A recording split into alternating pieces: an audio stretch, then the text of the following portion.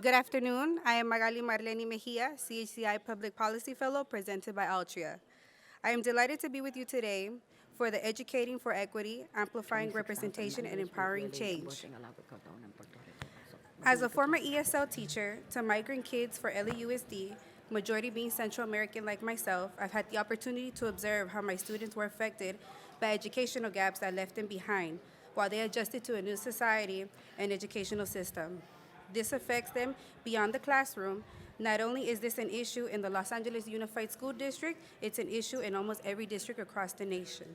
On behalf of I would like to thank the American Federation of Teachers, Education Reform Now, GEICO, Latinos for Education, and the National Education Association for the generous support of this session. We should be expecting Congressman Jesus Chuy Garcia, but I'd like to introduce our next speaker is Camila Godoy. She is the Inclusive Marketing Senior Lead for Marketing at GEICO and the GEICO Familia ERG Executive Co-Chair. Ms. Godoy is also a recipient of the Hispanic Alliance for Career Enhancement Emerging Latino Leadership Program. Please welcome Camila Godoy. Buenas tardes, everyone. Good afternoon. My name is Camila Godoy. I am the Inclusive Marketing Lead at GEICO. I also lead GEICO's Hispanic Employer Resource Group, GEICO Familia. At GEICO, we celebrate the rich diversity of our Hispanic associates through our GEICO Familia Employee Resource Group. We have GEICO Familia to provide a culture of success and support for Hispanic associates. I want to give a huge shout out to my fellow co-chair, Sarai Torres. She and I founded GEICO Familia together, and she has worked relentlessly to provide opportunities for our Hispanic associates. GEICO Familia helps guide GEICO's work in the Hispanic community. We have built strong relationships through supporting organizations like the Congressional Hispanic Caucus Institute, Unidos US, the Latino Leaders Network, and the National Society of Collegiate Scholars.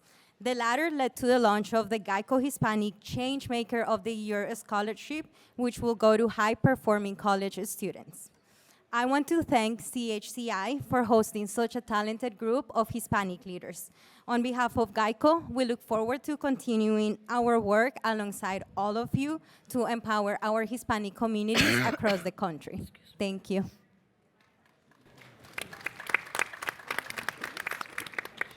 It is now my pleasure to introduce today's moderator, Talia Varelas, an accomplished multimedia journalist in Virginia, Maryland, and the District of Columbia.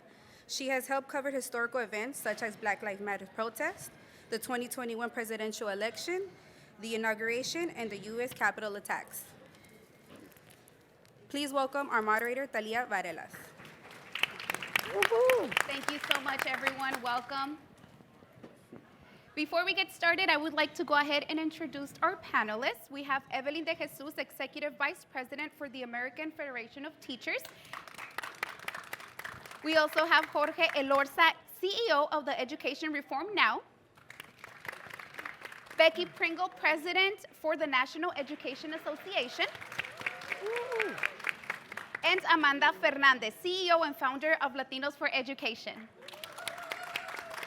Before we dive in, I would like to go ahead and introduce myself just briefly. As she mentioned, I am Talia Varelas, a local news reporter, anchor, and producer for Noticias Univision Washington, D.C. And I was born in Juarez, Chihuahua. I was brought to the U.S. when I was 2 years old. It's been everything but easy for me. I firsthand struggled with the same issues our community is facing when it comes to education. I am a DACA recipient. When I graduated from high school, I wasn't able to go straight to college because of the lack of knowledge, resources, and also not the right guidance. I eventually ended up figuring it out, but it took me longer than it should have, and I did pay the price. I did graduate from Arizona State University, Walter Cronkite School of Journalism and Mass Communications, and I then moved to Boston, and that's where I joined my Univision family, and here I am now. With that said, I am excited to be here today and talk to all of you to explore the critical issues that impact our Latino achievement in K-12. So let's go ahead and dive into the questions. The first question, when it comes to education diversity, how can we ensure education diversity pipeline of educators? Evelyn? So good morning, everyone. I'm Evelyn De Jesus, the Executive Vice President of AFT. I'm the first Latina, believe it. It took me 107 years to get here. But I am here, and watch out. So this is something that's very, very dear to my heart and to the American Federation of Teachers and to the National Education Association.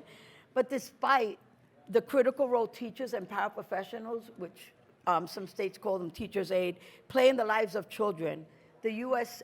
definitely falls short in its recruitment, retention, preparation of school personnel needed to meet students' needs. Teacher turnover is nearly double than that of other occupations. The AFT released a report, let me give you this report, you guys all have it, in July, that might be the most important report that we put out. And the name of this report is, Here Today, Gone Tomorrow, What America Must Do to Attract and Retain the Educators and School Staff Our Students Need. That report identifies a diversity crisis. We are in a crisis, brothers and sisters, that coincides with the crisis in teacher retention throughout our country. Let me give you some data. Almost 75% of US public school teachers are white, 79%, while 7% are Black, 9% are Hispanic, fewer than 3% of teachers are Asian American and Pacific Islander. And yet, less than half of public school students are white, while 28% are Hispanic and 15% are Black. Let me just say that once again. The majority of public school students in this country are non-white. While 4 to 5 of the public school teachers are white, the largest non-white group of students are Latinos, are us. We know that all students benefit from a diverse workforce. The opportunity to learn from different perspectives is valuable to all of us. The opportunity that students of color benefit from having teachers that look like them, know their cultures and their languages. However, we know that we need much more work to do to fill in and attract teachers of color, especially Latinos. So let me give you a few recommendations. Our report makes a number of them. Number one, fund teacher preparation through the Early Student Success Act, which we call ESSA Act. Currently, funds can be used to create and support teacher residency programs and professional development. The federal government could develop a diverse teacher corps grant program to ensure that candidates of color do not incur, and I know many people in this room can identify to this, do not incur significant debt while training to become teachers. It should include robust funding for the Hawkins Centers of Excellence program to support diversifying the educator workforce of increasing the number of high-quality teacher preparation programs at historically Black colleges and universities, tribal colleges, and Hispanic serving institutes. Hispanic serving institutes currently prepare half of all Latino teachers and are ideally positioned to help prepare a new generation of effective teachers. States can also play a key role by passing a Grow Your Own bill that supports partnership among local education agencies, university, district partners, and they can also support mentorships and teacher and staff onboarding programs. They're designated to provide the kind of support, especially now after COVID, that will help new teachers. Local school districts are critical to this effort, but they could start by partnering with local higher ed institutions to strengthen Grow Your Own programs. Unions, like us, also have a key role to play in collaborating with all stakeholders to make these programs work. So, let me give you examples of things that we've done that have worked. In partnership with Montclair State University and Newark Public Schools, they launched a new teacher academy. The high school program would educate and prepare students to return to their own communities to teach, enrich, and be part of the educator workforce. The Chicago Teachers Union has bargained for funds for Grow Your Own program in their public schools and helped launch Grow Your Own Teachers. In Illinois, a statewide effort to close the teacher. Baltimore Teachers Union support a teacher academy cluster that they start looking at students in the 10th grade. And in Oklahoma City, can you imagine, Federation of Classified Employees has partnered with Lansing University to develop a program for paraprofessionals who want to become teachers. And we've done things in several states, as California, New York, Texas, New Jersey. But one thing I want to talk about, that these states have passed laws and allowed DACA recipients to pursue professional licenses. This opened the opportunity for hundreds of DACA recipients to pursue a career in teaching and are now in the classrooms. Many of them are parts of AFT and NEA. The overwhelming number of DACA recipients are people of color, thus making documented teachers a vehicle for school districts to address teacher diversity and serve as alternative to importing educators from afar. And let me just say that a travesty it is that Congress has yet to muster the political will to pass legislation that will provide DACA recipients with a pathway to citizenship. Thank you. Thank you so much, Evelyn. Would you, Amanda, have anything else to add in regards to that? Absolutely. So I appreciate all of the data. We understand what the issues are of representation in our country. Our children do not have mirrors. In fact, most Latino children will never see a Latino teacher in their classroom. Mm-hmm. This is why Latinos for Education exists. I founded the organization 7 years ago because we wanted to directly impact ensuring that more educators came into the classroom and stayed in the classroom and accelerate their leadership.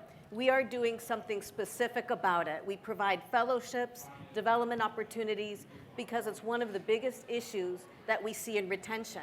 Latino educators do not feel supported. They feel like they exist with a brown tax because they often have to be the Latino or the Spanish-speaking voice in their school building. It's time for that to change. We ensure that we offer programs and opportunities for Latinos to enter the classroom and stay.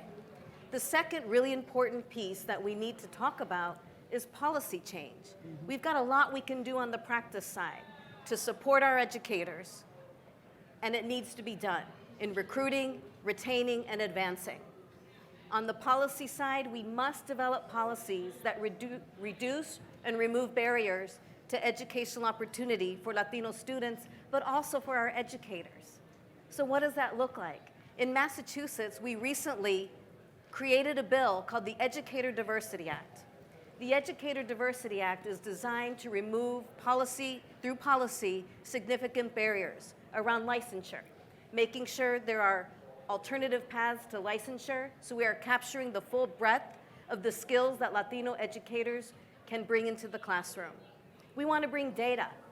We still don't have good data that tells us how many Latinos are coming into the classrooms, how many are leaving. And at the federal level, we need to get that right too. We also want to make sure that at the school district level, that there are diversity councils that educators of color can be on so that their voices are uplifted. We need culturally affirming school buildings and schoolhouses. It's imperative that our schoolhouses have the culture that will want us to stay. So these are really important provisions that an act like the Educator Diversity Bill bring to the fore. These bills are not that common across the country. I'm really proud of the work that Latinos for Education does in this regard because we have introduced model legislation that will be able to be replicated in its full force across many states. Thank you so much. Go ahead, Jorge. Yeah, so let me just begin by saying buenas tardes. It really is beautiful sitting here and seeing like all of the amazing brown faces out there. Mm-hmm. It really is an honor and a privilege to be here with you all. Second, I want to say that Evelyn and Amanda just said double-click and underscore everything that they just said. I think that's right on. So I want to add just a little different take to it, or different perspective to this, and that's that, first of all, the Augustus Hawkins bill that Evelyn mentioned, yes, let's invest more in HBCUs, Hispanic-serving institutions. These are the institutions that are creating that pipeline of talent that we need back into our own communities. And there's a lot that we can do at the national level to make sure that we're investing in these institutions that then invest in our communities. Evelyn mentioned the crisis that we're facing on this issue. And it truly is a crisis. If we don't figure out this teacher pipeline issue, there are going to be some really significant challenges up ahead, even greater challenges than we're already facing. I want to add a different element to this as well, though, that the teacher pipeline issue is not only a cause of challenges to come, but it's also a symptom of some of the crises that we face today. You know, I talk to teachers all the time, and I think everyone agrees. Teachers are tired. Teachers are overworked. They're underpaid. They're underappreciated. You know, teachers come into this work looking to save the world. Yeah. But the dysfunction, year by year, drop by drop, demoralizes you more and more. And it's hard to keep upbeat and optimistic about this work in the light of that dysfunction. And so a friend of mine just finished a book. I won't bore you on it, but he looked at the role of geeks, like the techie folks. He said that a lot has been written about geeks. He uses it like in an affectionate way. The role that they've had in technology. But little has been done to look at the impact that they have had on how they run organizations. They figured out better ways to run organizations.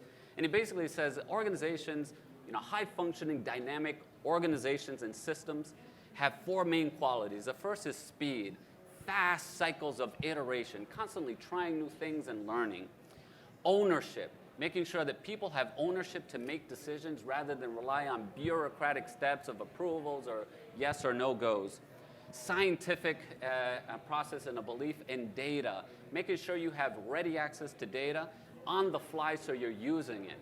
And also an openness to different ideas and approaches to things. You know, when I think about speed, ownership, science, and using data on a continuing basis and openness, there's a lot of this that we need to integrate into the whole bureaucracy and system of public education to make it work.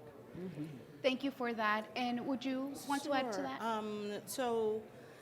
Evelyn certainly played a really good foundation for us as we talk about the diversity in our workforce. The only things I would want to add to that is as I travel all over the country, and you know, we talk about the educator shortage as this new crisis. It's not a new crisis. It's chronic. It's been existing. We've been following the decline of college students making the choice to go into education for almost 2 decades, honestly. So it's chronic. Of course, like everything else, the pandemic made it worse. And who did it become worse for? Teachers of color, students of color, particularly black and brown and indigenous students as well. And one of the pieces of the shortage that we are facing, particularly in really taking on diversifying our workforce, is not just the recruitment part, but the retention. Really understanding why. Why are teachers leaving? And when we unpack that, as I travel all over this country, they say one word to me. And that one word is respect. That's what they say to me. Becky, we are not respected. And so when I ask them to unpack that, what does respect look like to you? I bet you can guess what their first answer is.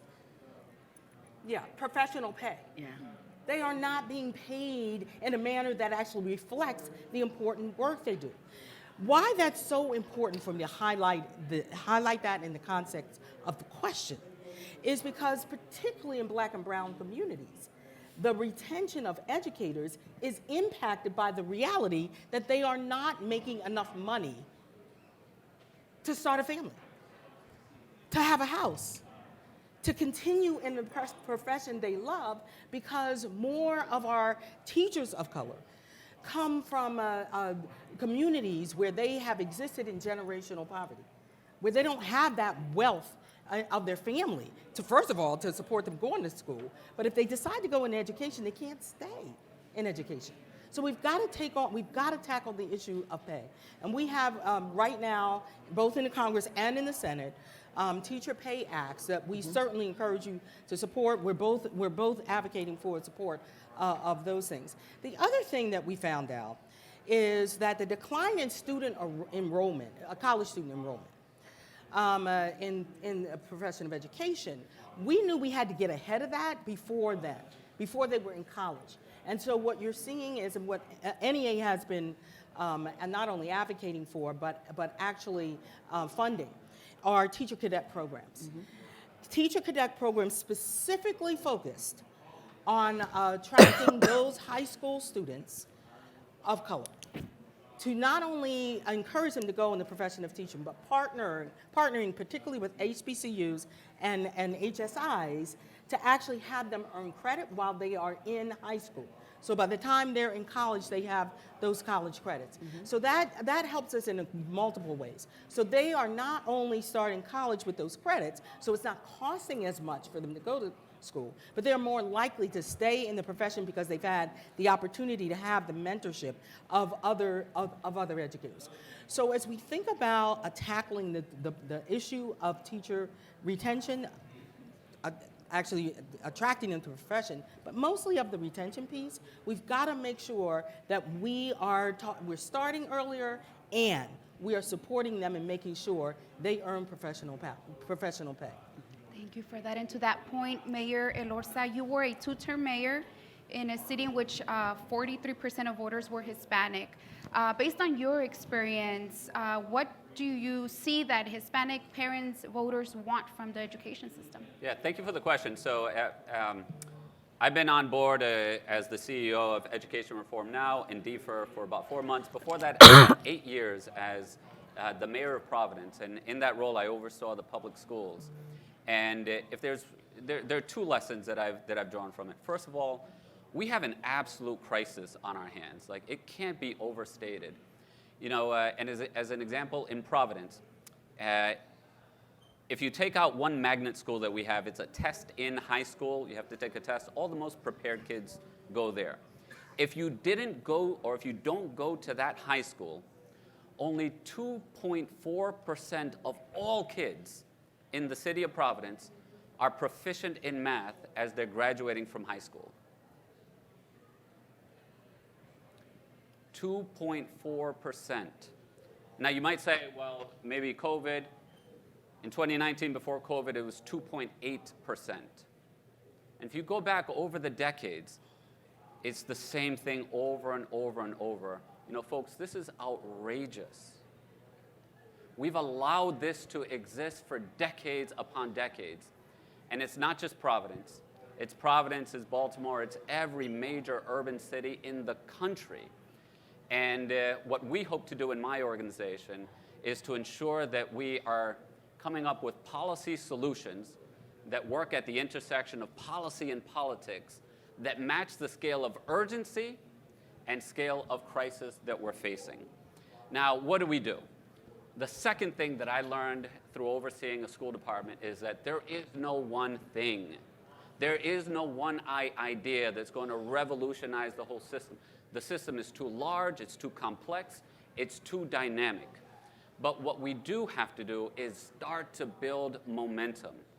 And we believe, in my organization, that the place to start is by empowering parents and offering them a broad array of public school options. And so traditional public schools and public charter schools are part of the mix. But we got to look real seriously at inter-district choice as well. Why is it that we still lock children and families into these school district boundaries that were basically shaped by discriminatory housing policies of the past? That's just wrong. Inter-district choice we believe in as well. I understand that many parents may prefer the school around the corner from their house, but some parents might prefer the school around the corner from their job. It might be more convenient. Or they may be willing to drive a half hour, 25 minutes to drop their kids off at another public school district because it just makes sense to them. So we believe in intra-district choice. We believe in career academies. We believe in magnet schools. We believe in dual enrollment schools. We believe in Montessori public schools. Let's give parents a broad array of options, because what is happening right now is that the Republican Party is offering a big vision for education, And make no mistake about it, they are on a tear across the country, passing ESA and voucher laws. It's very clear what they believe in. They believe in private school choice. And our side of the aisle, in my opinion, we can do a much better job providing an alternative to the vision that Republicans are offering.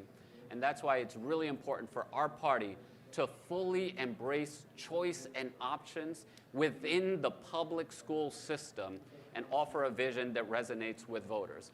This is the last piece that I'll mention. As a party, we have to acknowledge that options and choice, they resonate with voters.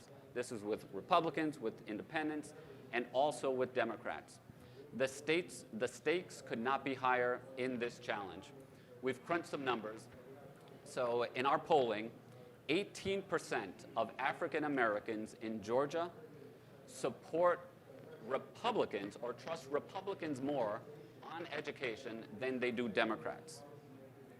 If 18% of African Americans in Georgia voted Republican in the last election, Donald Trump would be our president, and Senators Ossoff and Warnock would not have been elected. Republicans would have the presidency, and they would also have the Senate. The stakes are as high as possible, and if we do not, as a party, embrace choice, what we're going to do is we're going to continue to lose voters to Republicans on this issue. We're going to lose close elections to Republicans on this issue, and we're going to end up with their version of choice, which is private school choice, which is dangerous for all of us. Amanda? If I may, so I appreciate the macro level of what's happening. I want to talk a little bit about what our parents are saying in their communities about what they want and need for their kids. So during the pandemic, we surveyed families, and with a focus on Spanish-speaking families who often don't have the same access to information that other families do. And back during the pandemic, the issue of mental health was number one. Number two was access to technology. And so while that was then, what's happening now is mental health is still a number one challenge that our families, and I'm talking specifically about Spanish-speaking families that we work with, mental health, la salud mental, is super important, and our families do not know how to access resources or supports on the mental health front. That is a crisis, and it's a crisis happening in our very own homes of our families and our communities. We don't have sufficient mental health care providers. It is a huge problem in our school systems to not have the access to the adequate supports, mental health supports that are needed. So we can't lose sight of how important that is to our families. The second thing is, once again, back to the talent piece.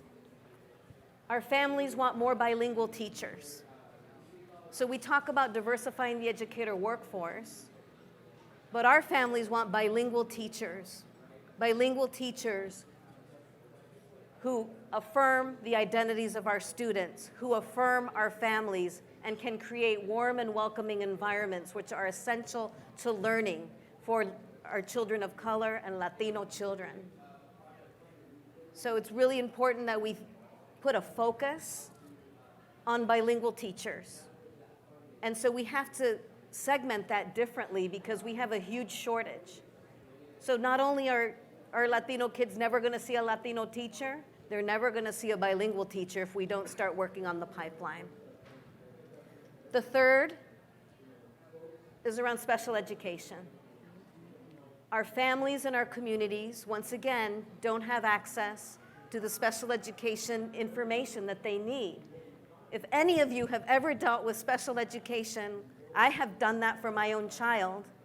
It is extremely difficult to navigate with the rules and regulations, lack of information, and frankly, lack of, unfortunately, budgetary line items to support the adequate special education departments that are needed in our schools, because we know that those needs continue to rise, special education in Latino communities. So those would be three things that I would cite that our families our Spanish-speaking families in particular, who are the most marginalized in our schools, are saying, we need this help. So I will say one more thing, which is one thing what we're doing about it at Latinos for Education, through our Latinos Familias por la Educación Fellowship and Program, we are equipping our Spanish-speaking families who are primarily first generation, newly arrived to this country, with the adequate training and support. We teach them, here's what the US education system looks like. Here's how you navigate it. And we're gonna teach you how to advocate so that you can go to your school boards and school committees and demand what your children need and what your communities need, especially as a collective, because as a collective, our families have power. And in cities like Houston, we've made a difference. Our families said, wait, how could you have school committee meetings, school board meetings that aren't translated into Spanish? We can't understand. So our families successfully advocated, which might not seem a lot to us to say, oh, Spanish language translation at our school committee meetings, but for our families, it makes every difference. So again, we have to support our families, equip them with the knowledge, tools, respect, and opportunities to be at the forefront and work with our school systems, our school committees, our school boards, our school administrations, and our teachers. And that's gonna make a big difference in our children feeling supported and our families feeling like they also have a voice and have a place in the American school system. So I'm going to pick up there. I'm going to kind of pivot a little bit, but center what is a solution that we know. We already have evidence around that addresses both of what you said. As I talk with parents, which by the way, you know, I always feel the need now to say, you know, I taught science, middle level learners, the wonders of science for over 30 years. And I can tell you that as an educator, parents are my natural ally. We work with parents, and at the NEA, we are partnering with parents and parent organizations to make sure that their voices are heard, that they know how to advocate, not just for their children, but for other people's children and for the communities that you're talking about.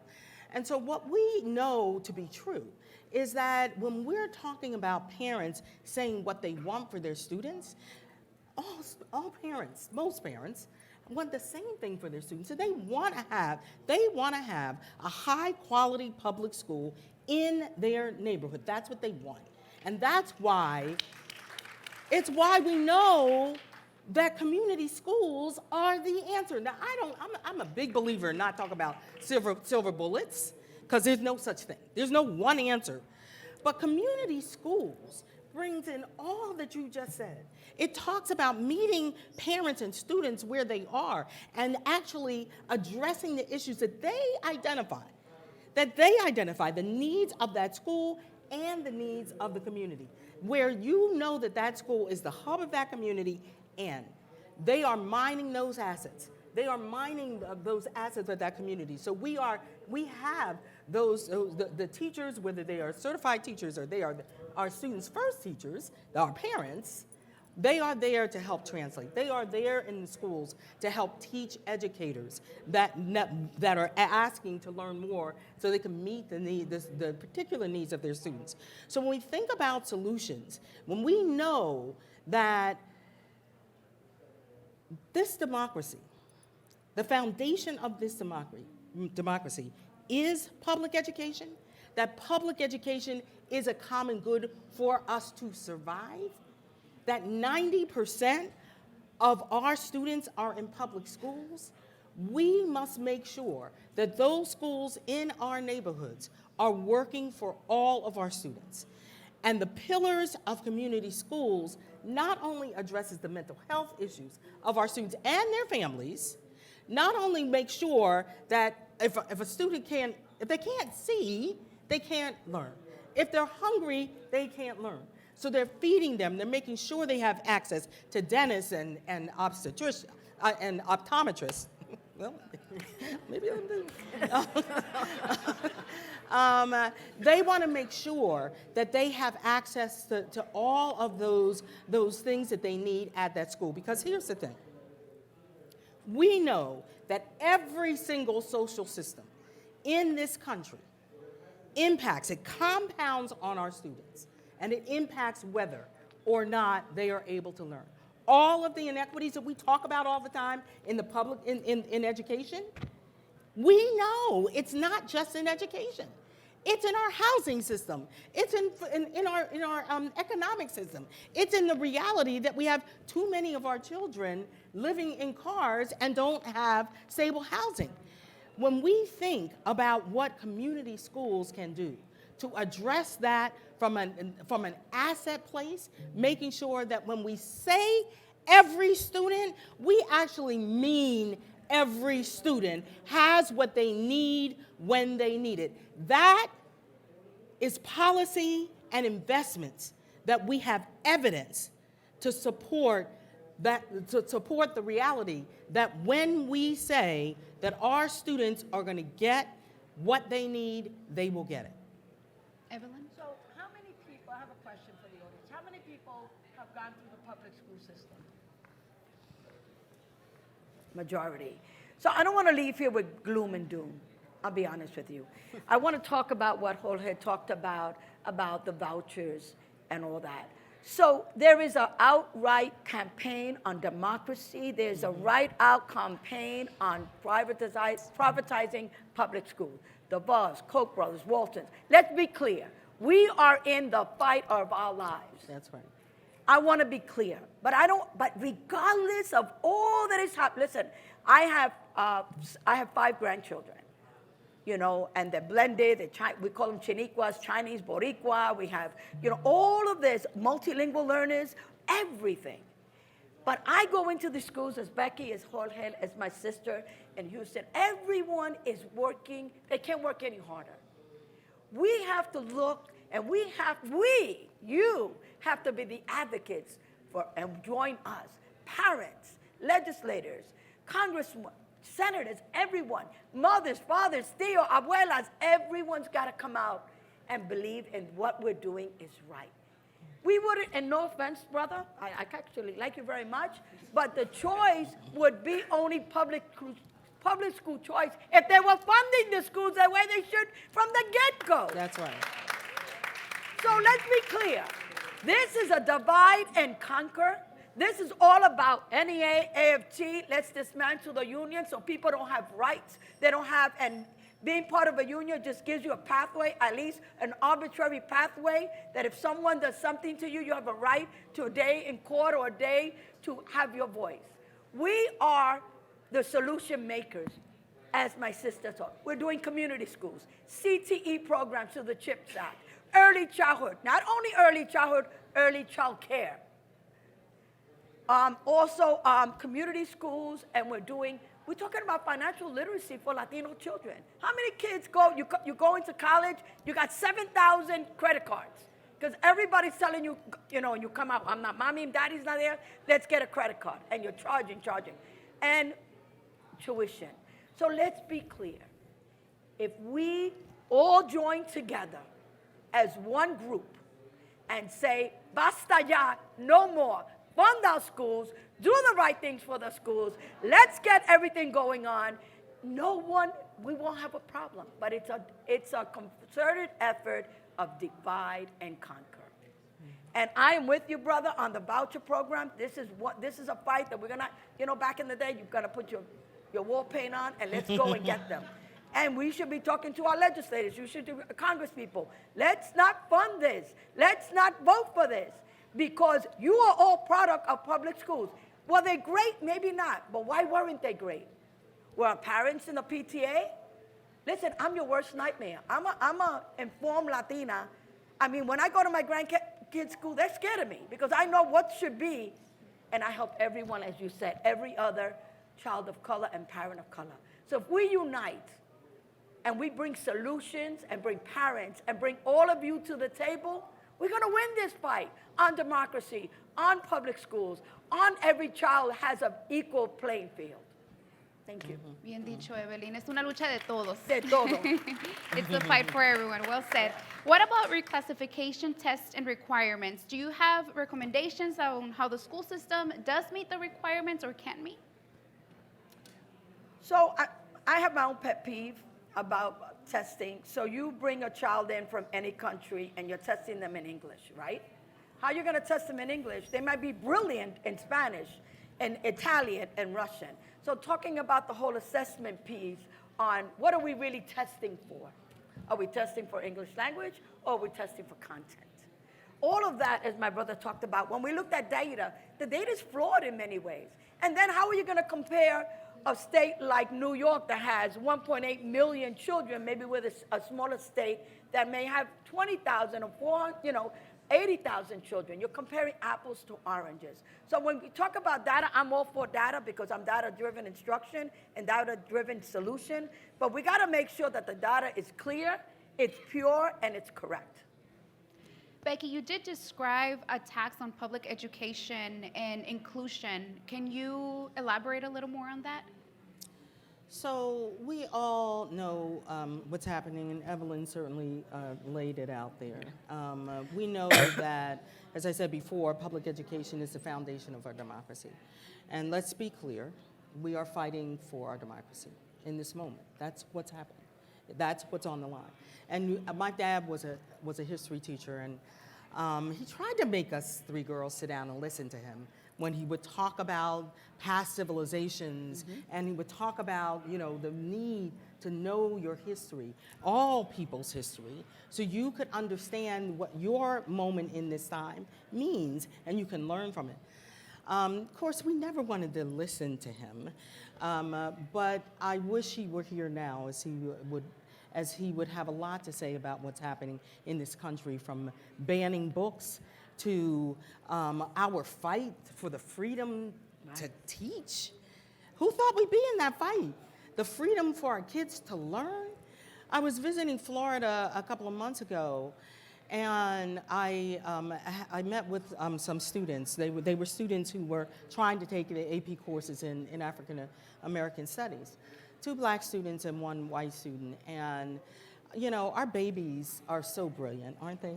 They can say it better than anyone else. And as they talked about having both that mirror and the window, so they could see themselves and they could see others, so they could become those critical thinkers, those collaborative problem solvers that they knew they needed to be, so they could become the leaders of a just society. Those kinds of attacks on public education in this moment are for a purpose. They are for a reason. Because if we know our history of any civilization, that's what they tried to dismantle first. Because if we don't raise a generation of critical thinkers, then we know that we cannot stop that march toward unfettered power. That's what's happening in this moment.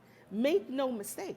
That's why they're coming for us. That's why they're coming for our unions. That's why they're coming for our children's right to learn about themselves and to learn about others. So the divisiveness that we're seeing in our society today, don't be fooled about why it's happening. I hear people use the word, the debates, the culture war debates. First of all, culture war. And debates, we're not having a big debate. There's no debate about whether or not our children should be able to read Roberto Clemente, a book on Roberto. Are you kidding me? Or Martin Luther King? Or Anne Frank? That's not a debate. That's right. That is a deliberate attack on our public education system, and thereby a deliberate attack on our democracy. And, this is National Voter Registration Day. Did you know that? Happy National Voter Registration Day, everyone. And I hope in reminding you of that, you are doing everything you can to get everyone who loves you, everyone who likes you, anyone who thinks they're going to keep living with you, to vote in every single election. When I started teaching many years ago, I didn't have a clue. I didn't have a clue about a lot of things, but I didn't have a clue that it was actually my professional responsibility and my moral obligation to be involved in choosing those people in positions of power, both elected and appointed, who make decisions about my classroom and my kids. So when we think about the attacks on public education, we have to understand what is at stake here. And by the way, can I just say, we've got the power. Don't ever forget, you've got the power to change what's happening for our kids and for our communities. Go ahead. Yeah, so I'd like to build on this. I agree with 100% with every aspect of that. My organization, as I mentioned at the beginning, we live at the intersection of policy and politics. We do a lot of polling. We recently released a poll that looked at historically, Democrats have been the party of education. We've also been the party that voters trust most on climate. We've been the party that voters trust most on labor, et cetera. So we are still viewed as the party of climate. We're still viewed as the party of labor. What we have lost our ground on to Republicans is on education. So just the hard, cold reality that we have to acknowledge is that something about maybe our policy, our politics, or maybe just our messaging, something about what we're putting out to the public on education is not resonating with voters. Now, we all could speculate on exactly what that is, but that's the cold, hard truth. We are no longer the party of education, and that's a problem because private school choice is a very, very bad thing. And so we've done other polling, and what we have also found is that, and this is certainly a bright spot that makes us very optimistic, we ask voters, do you prefer private school choice or do you prefer public school choice? Overwhelmingly, voters support public school choice. We also ask them, do you support more funding in education? Across the board, everyone agrees. There's unanimity. We need more funding in education. But what people agree with even more is that we need more funding and we need innovation. We can't keep doing the same thing that we have always done in education because if you look around, it's just not getting results, at least not the results that we want and that our families deserve. And so looking at it from both the policy lens and the politics lens, it really forces us to look in the mirror, acknowledge the brutal facts, and acknowledge that we need new ideas into the conversation because the same way of doing things, whether or not it's right policy or not, we can have that debate, but one thing is clear is that the political moment right now, people are abandoning us on education, and that is scary. Thank you so much for your information and your input. I think we are ready for some Q&A. I don't know if you guys have any questions for us. There's a microphone in the back. And if you can make your questions very brief and succinct so we can have a lot of folks ask questions. Hi, my name is Katia Cepeda, and I work for the Minnesota Council on Latino Affairs. And we've passed a lot of legislation this past session. One of them was Increasing Teachers of Color Act. And like you said, we need policy, but also funding. And so we need to attract, retain, and recruit. And so we passed it, but now how do we implement it? How do we get MDE, which is the Minnesota Department of Education, to actually implement these policies? Because there's no point in us working so hard to get this passed and if it's not going to be implemented. For instance, one of the things that we did to protect teachers was a policy around protecting teachers. So if a teacher is giving a lesson on the contributions of a protected class, that they cannot be reprimanded for that lesson plan.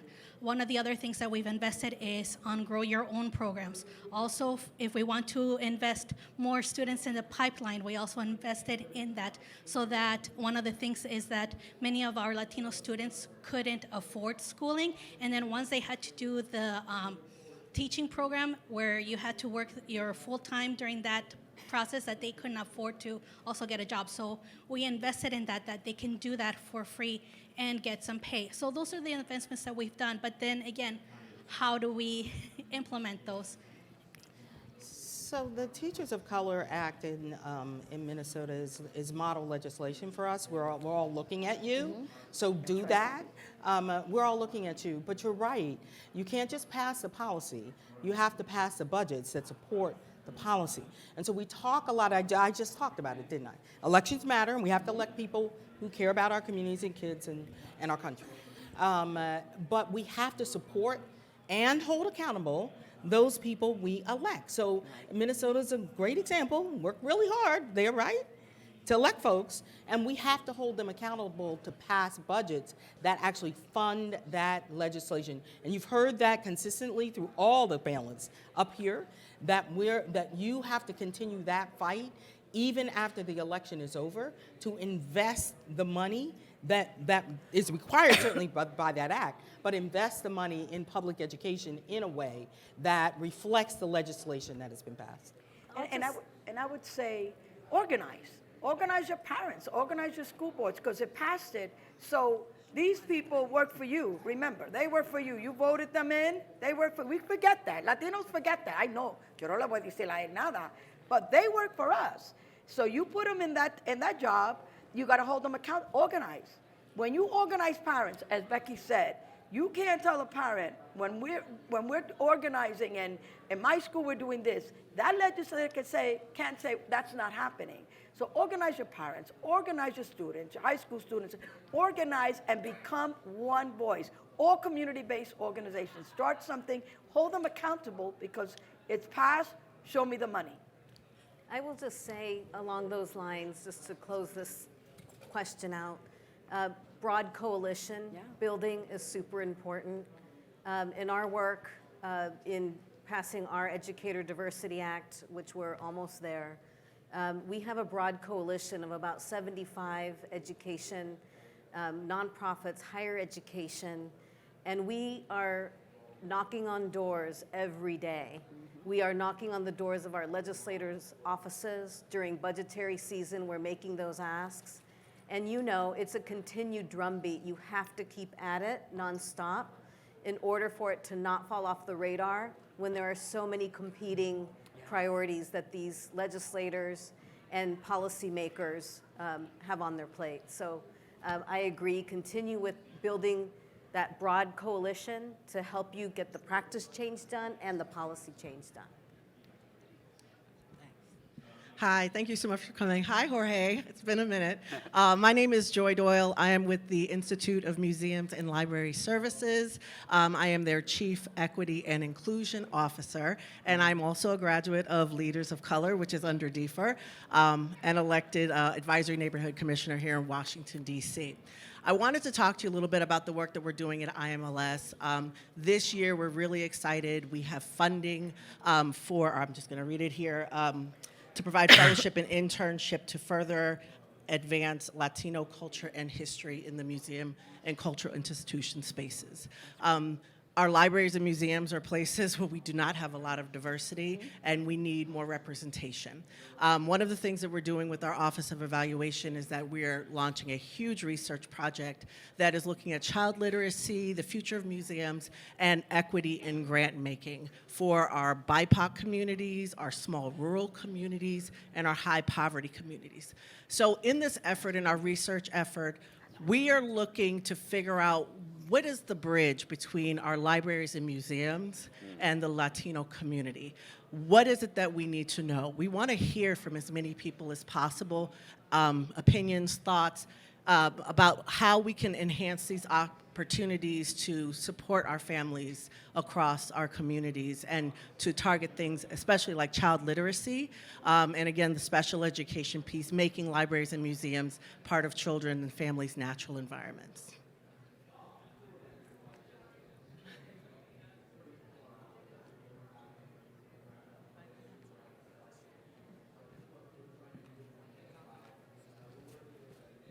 Well, good afternoon, everyone. My name is Juan Ramirez, and I'm an elementary bilingual school teacher.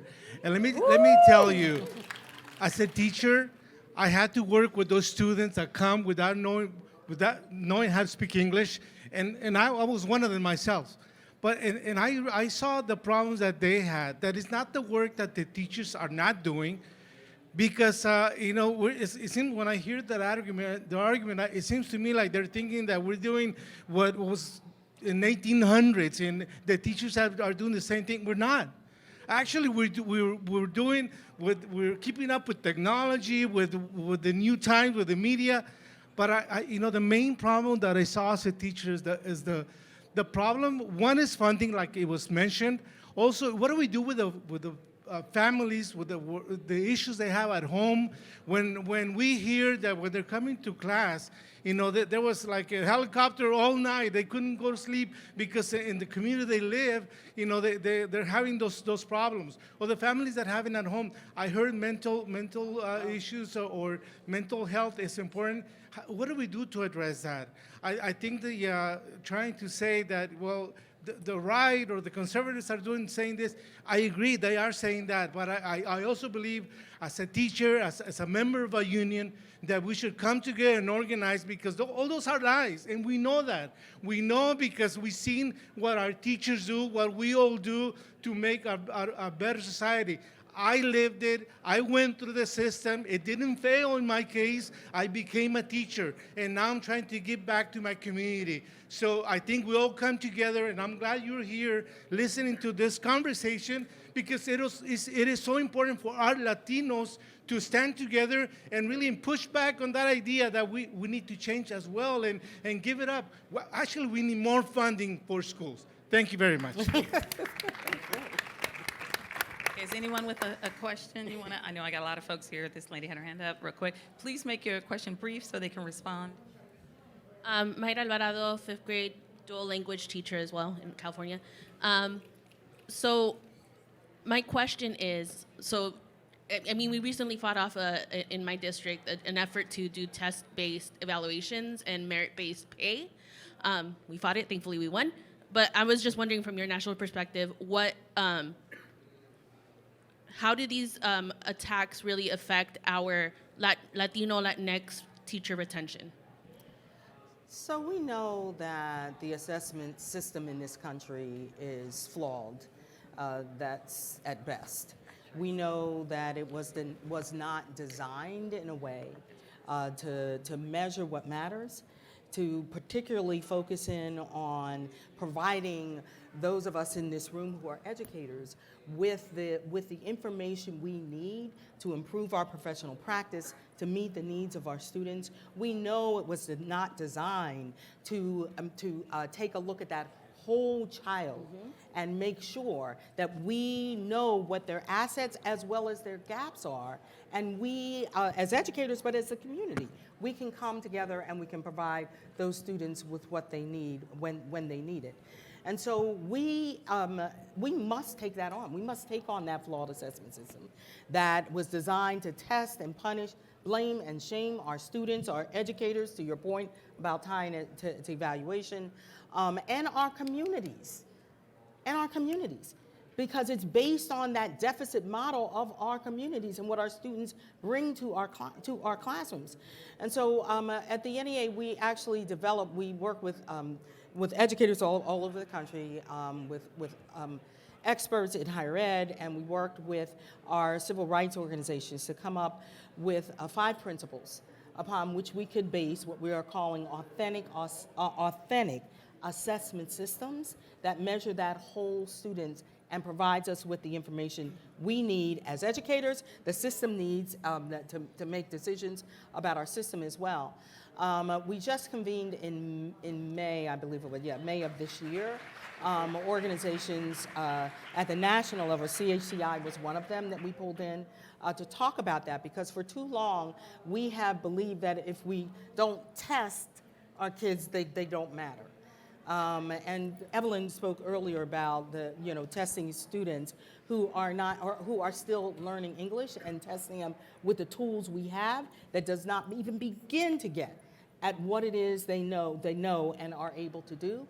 And so we have got to come together and make sure, to make sure that the testing industry in this country is not draining money that we need to actually meet the needs of our students, so that we know that we are developing a system that is based on equity and that we are and is free of the bias that we know currently exists in our system, and that we change our view of assessments so that we think of them as assessments not only of learning, but assessments as learning, and assessments for learning, so that our students themselves they can demonstrate their own agency in their learning, and educators can design systems that actually give them the information they need to help their students. Thank you so much for that. Thanks to our panel. Go ahead and give them a round of applause. We have ran out of time, but thank you so much for joining our panel discussion, Educating for Equity, Amplifying Representation and Empowering Change.